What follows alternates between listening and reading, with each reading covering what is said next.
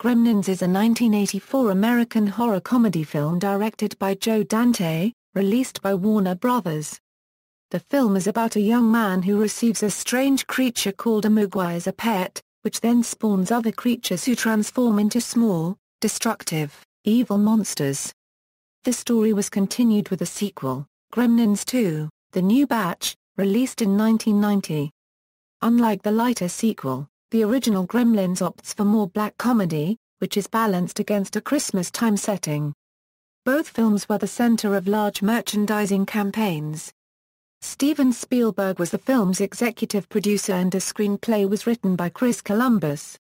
The film stars Zach Galligan and Phoebe Katz, with Howie Mandel providing the voice of Gizmo, the main mogwai character. Gremlins was a commercial success and received positive reviews from critics. However, the film was also heavily criticized for some of its more violent sequences. In response to this and to similar complaints about Indiana Jones and the Temple of Doom, Spielberg suggested that the Motion Picture Association of America alter its rating system, which it did within 2 months of the film's release. Plot: searching for an unusual Christmas present for his teenage son, struggling inventor Randall Peltzer discovers a small, furry creature called a mogwai, in a Chinatown antique store. The owner refuses to sell the mogwai, saying that owning one is a great responsibility. However, as Randall is leaving the store, the owner's grandson sells Randall the creature, explaining that his family needs the money.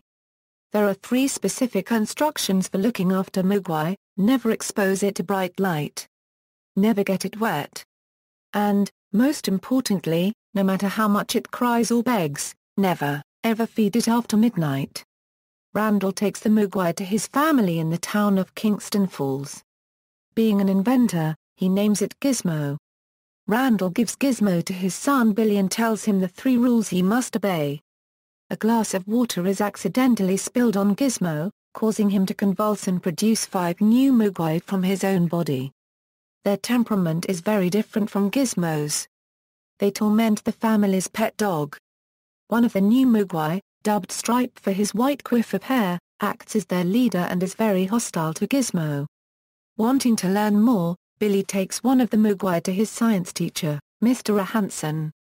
When Billy drops water on the mogwai from a pipette, he produces a 6th new mogwai. Leaving with Mr. Hansen this new mogwai, on which he will conduct tests, Billy returns home. He meets up on the way with his friend Kate Beringer, who works at a tavern. She agrees to a date. When Billy tries to study in his bedroom, the 5 new mogwai are very excitable. They trick Billy into feeding them after midnight by biting through the power cord of his alarm clock, causing him to believe it's earlier than it actually is. In the morning, Billy discovers that the creatures have cocooned. Gizmo, having virtuously refused to eat, remains unchanged. In the meantime, the 6th new mogwai undergoes test at the hands of Mr. Hansen, who clocks off after 2 o'clock in the morning. When Mr. Hansen finishes work, the mogwai steals his unfinished sandwich and cocoons itself. Later, it hatches and breaks out of its cage, hiding in the dark corners of the room. Hansen tries to reason with it and bribe it with a candy bar, but the creature eats it and his hand. Billy arrives and finds the mogwai has turned into a reptilian monster. Elsewhere, the other mogwai have hatched into gremlins, mischievous reptilian monsters. They attack Billy's mother, who is able to escape with Billy's help, and the gremlins are killed. Stripe escapes and leaps into a swimming pool, creating hundreds of new gremlins who go on a rampage. Billy rescues Kate when the gremlins overrun the tavern she works at. Billy, Kate, and Gizmo discover the gremlins are enjoying Snow White and the 7 dwarfs in the local theater. They set off an explosion that kills the gremlins and destroys the theater, but their celebrations are cut short when Kate spots Stripe in the window of a nearby Montgomery Ward store. Billy follows and battles Stripe, who leaps into a water fountain intending to multiply again. Before he can multiply, Gizmo opens a set of window blinds, causing sunlight to pour into the store, killing Stripe. As the Peltzers recover from the rampage, the antique store owner arrives to claim Gizmo, saying that the Western world is not yet ready for the responsibilities that come with caring for a mogwai, but that Billy may someday be ready to care for Gizmo properly. Gizmo likewise believes so, having become attached to Billy.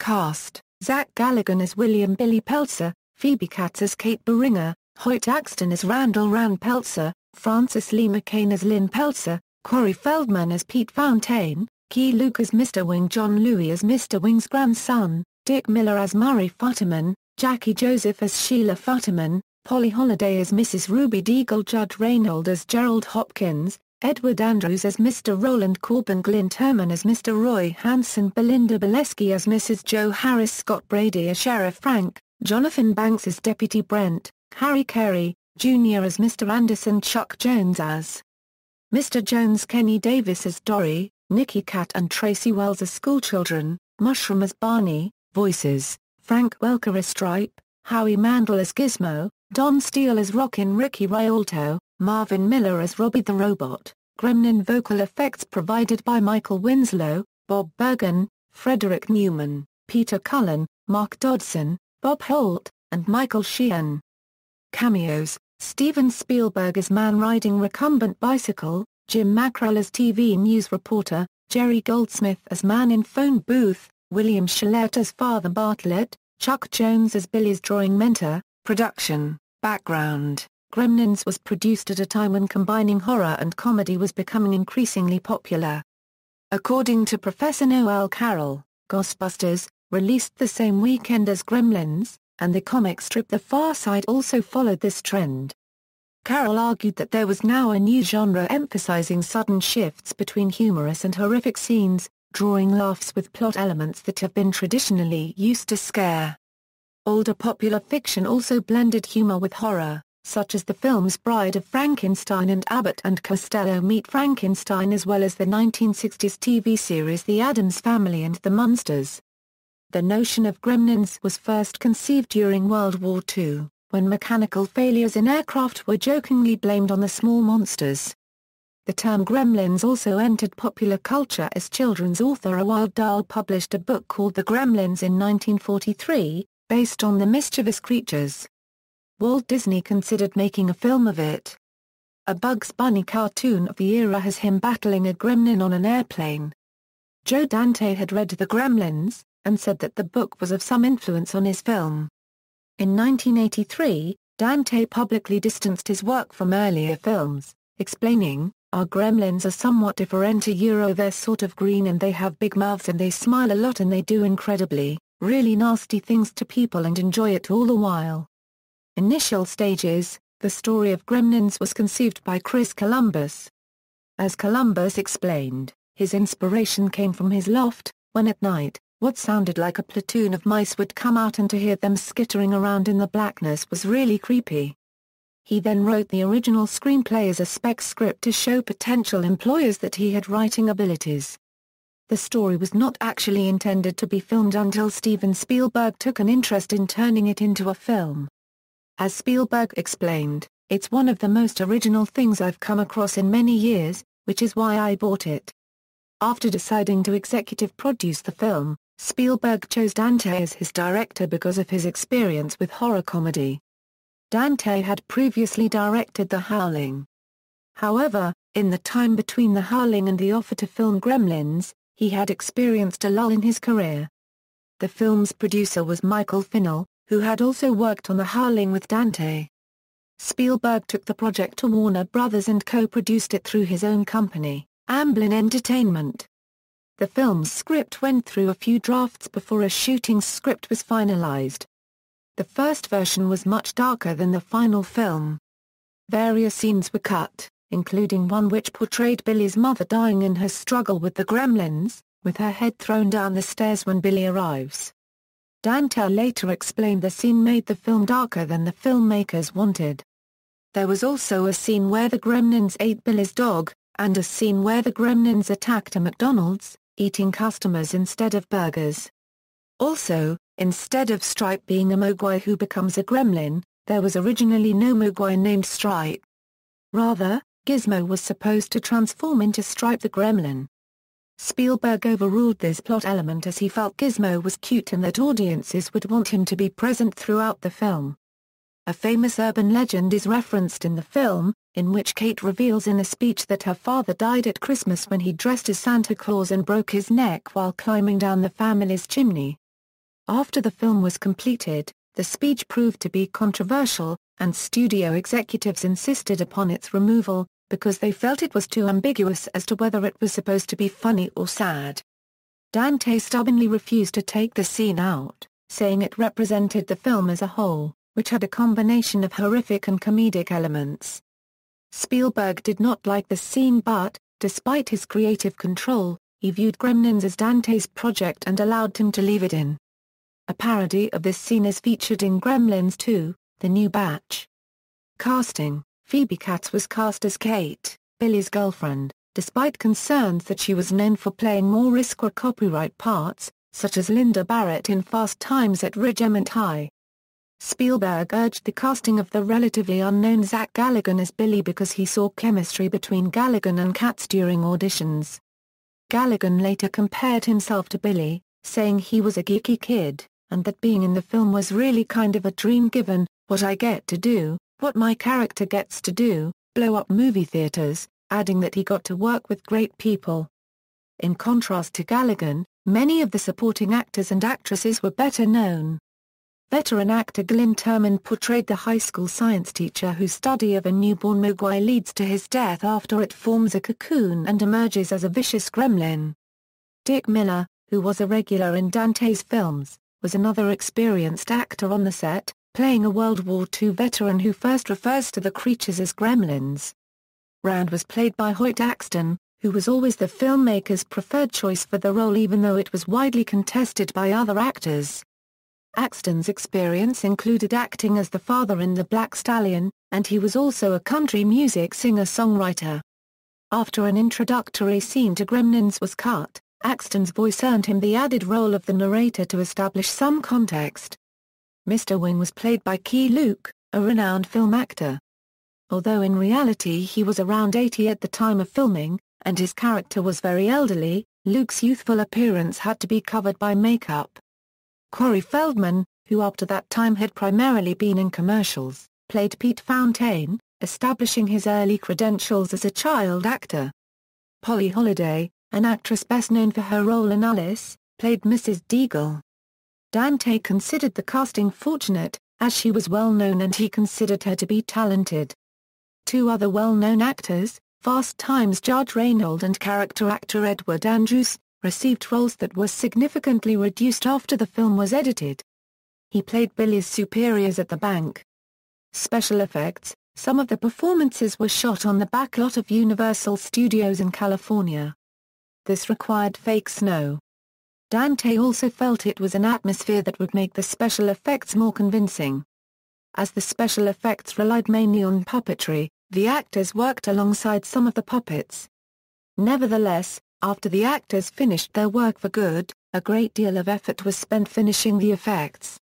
Numerous small rubber puppets, some of which were mechanical, were used to portray Gizmo and the Gremlins. They were designed by Chris Wallace. There was more than one Gizmo puppet, and occasionally Galligan, when carrying one, would set him down off camera, and when Gizmo appeared again sitting on a surface it was actually a different puppet wired to the surface. These puppets had many limitations. The Gizmo puppets were particularly frustrating because they were smaller and thus broke down more. Consequently, to satisfy the crew, a scene was included in which the Gremlins hang Gizmo on a wall and throw darts at him. This was included on a list that the crew created known to them as the Horrible Things to Do to Gizmo list. A few marionettes were also used. Other effects required large mogwai faces and ears to be produced for close-ups, as the puppets were less capable of conveying emotion. Consequently, large props simulating food were needed for the close-ups in the scene in which the mogwai feast after midnight. An enlarged Gizmo puppet was also needed for the scene in which he multiplies. The new mogwai, who popped out of Gizmo's body as small, furry balls which then started to grow, were balloons and expanded as such. Wallace had also created the exploding gremlin in the microwave by means of a balloon that was allowed to burst. Howie Mandel provided the voice for Gizmo, and prolific voice actor Frank Welker provided the voice for Stripe. It was Welker who suggested Mandel perform in Gremlins. The puppets' lines were mostly invented by the voice actors, based on cues from the physical actions of the puppets, which were filmed before the voice work. When developing the voice for Gizmo, Mandel explained, "Gizmo was cute and naive, so, I got in touch with that. I couldn't envision going any other way or do something different with it." The majority of the other Gremlins voices were performed by Mark Dodson. Music: a film's score was composed by Jerry Goldsmith, who won a Saturn Award for Best Music for his efforts. The main score was composed with the objective of conveying the mischievous humor and mounting suspense of Gremlins. Goldsmith also wrote Gizmo's song, which was hummed by a child actress and acquaintance of Goldsmith's, rather than Mandel himself. Goldsmith also appears in the film, in the scene where Rand calls home from the salesman's convention. The soundtrack album was released by Geffen Records as a specially priced mini-album on LP and cassette, and reissued on compact disc in 1993 only in Germany. Gremlins. Mega Madness Michael Cimbello, Make It Shine Quarterflash, Art Peter Gabriel, The Gift, Gizmo Mrs. Deagle, The Gremlin Rag, Gremlins. Mega Madness was also released as a single, with The Gremlin Rag as its B-side. In 2011, Film Score Monthly issued a 2-disc release of the soundtrack, with the complete score on Disc 1 and the original soundtrack album on Disc 2. This was the label's final Jerry Goldsmith album.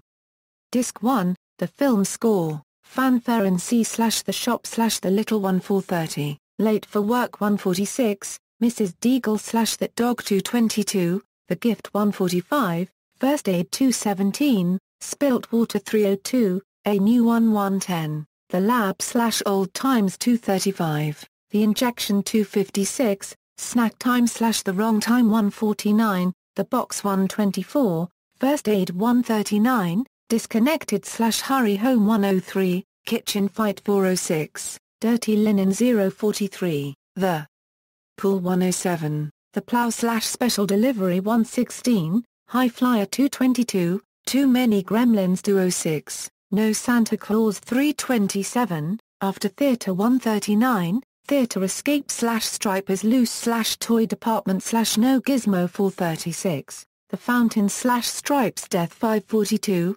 Goodbye, Billy 256, End Title /The Gremlin Rag 410, Blues 217, Mrs. Deagle, Film Version 127, God Rest You Merry Gentlemen, Traditional, R.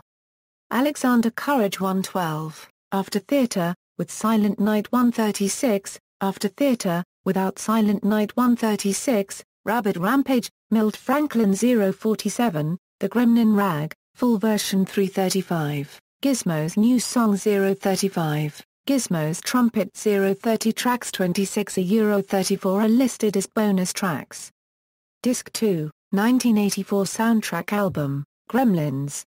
Mega Madness Michael Cimbello 352, Make It Shine Quarterflash 411, Art Peter Gabriel 702, The Gift 458, Gizmo 414, Mrs. Deagle 254, The Gremlin Rag 413, rating, along with Indiana Jones and the Temple of Doom, also rated PG. Gremlins was one of 2 films in 1984 to influence the MPAA to create the PG-13 rating, with Red Dawn being the first film given the new rating in August 1984.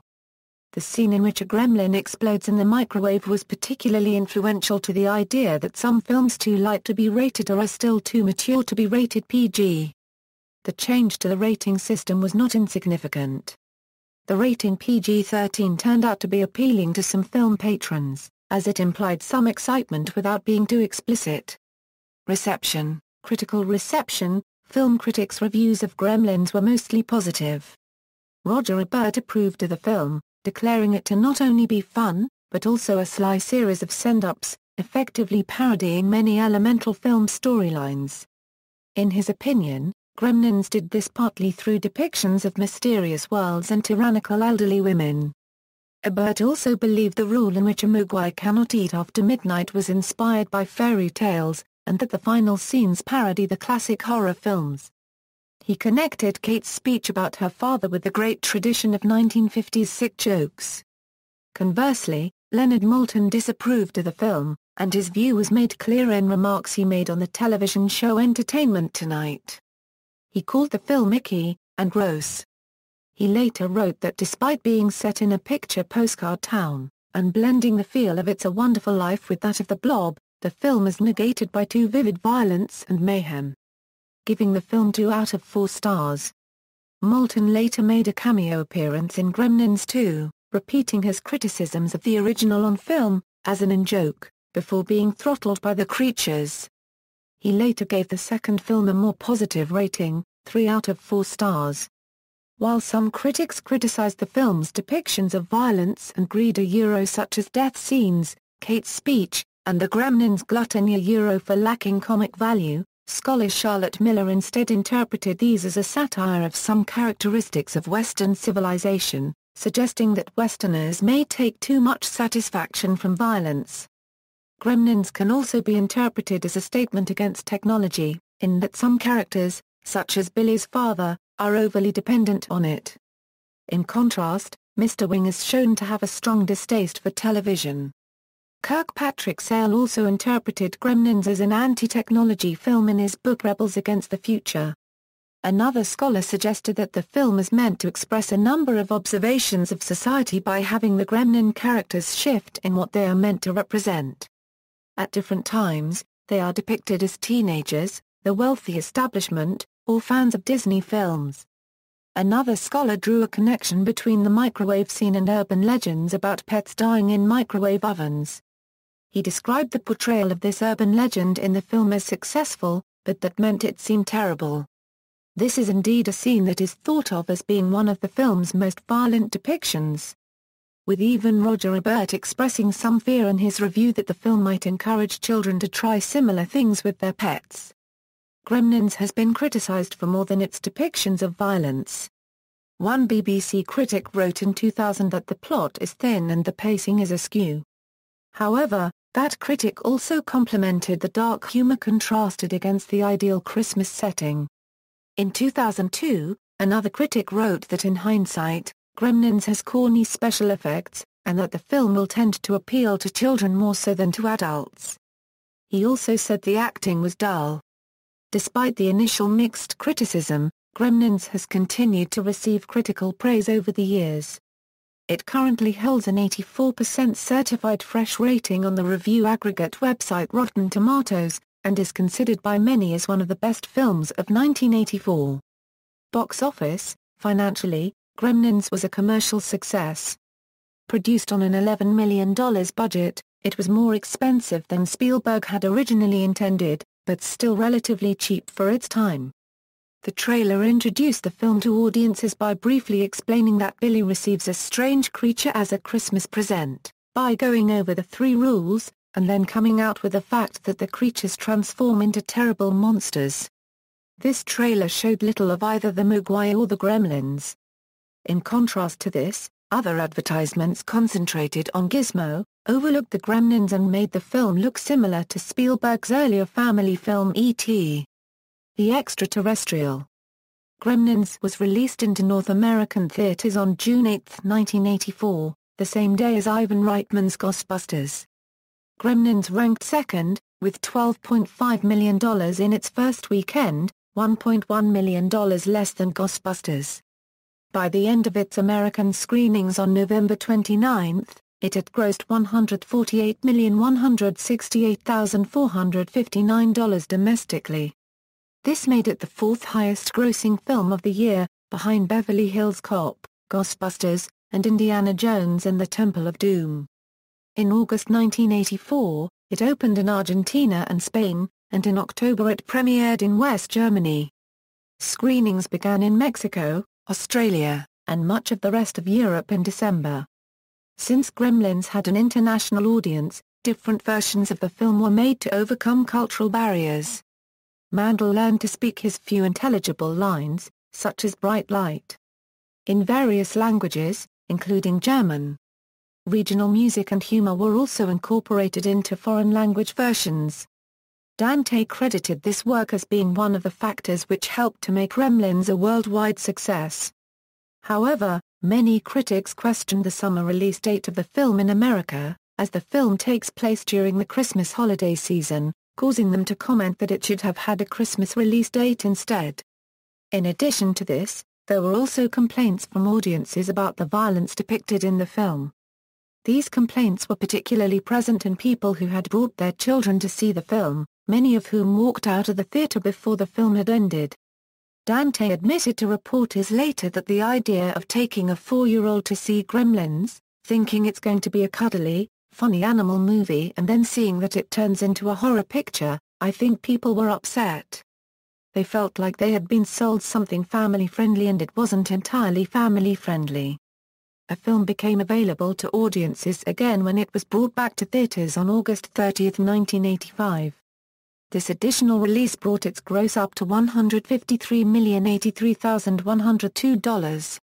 Awards. Gremlins won numerous awards, including the 1985 Saturn Awards for Best Director, Best Horror Film, Best Music, Best Special Effects, and the award for Best Supporting Actress, given to Holliday's performance as Mrs. Deagle.